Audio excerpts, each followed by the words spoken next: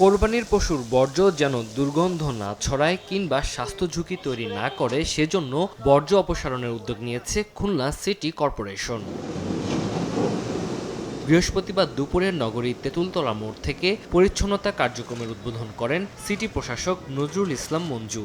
নগরীতে ১৪০টি নির্ধারিত স্থান ছাড়াও পাড়া মহল্লায় বর্জ্য অপসারণে কাজ করেন ৭৭২ জন পরিচ্ছন্নতা কর্মী। রাতের মধ্যে ১৫০০ টন বর্জ্য অপসারণের লক্ষ্য সিটি কর্পোরেশনের। ব্যাগের মধ্যে বর্জ্য নিয়ে সেই বর্জ্য আমাদের নির্দিষ্ট স্থানে রাখার জন্য এবং সেই আমাদের কর্মীরা সেখান থেকে নিয়ে আসবে। আমরা আমাদের সমস্ত শক্তি নিয়োগ করেছি, আমরা নিজেরাও মাঠে নেমেছি।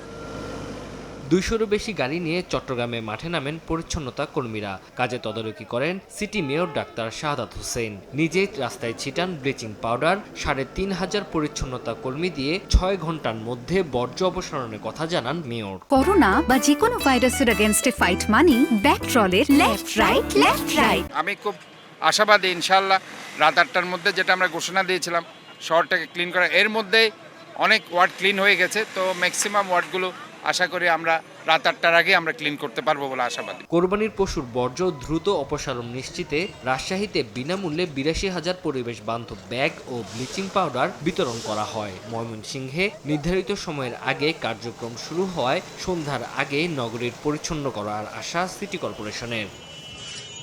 এদিকে রংপুরে বর্জ্য অপসারণে ১২ ঘন্টার সময় নির্ধারণ করা হলেও ৮ ঘন্টার মধ্যে কাজ শেষ হবে বলে আশা সিটি কর্পোরেশনের। তানজিল হাসনাত, সময় সংবাদ।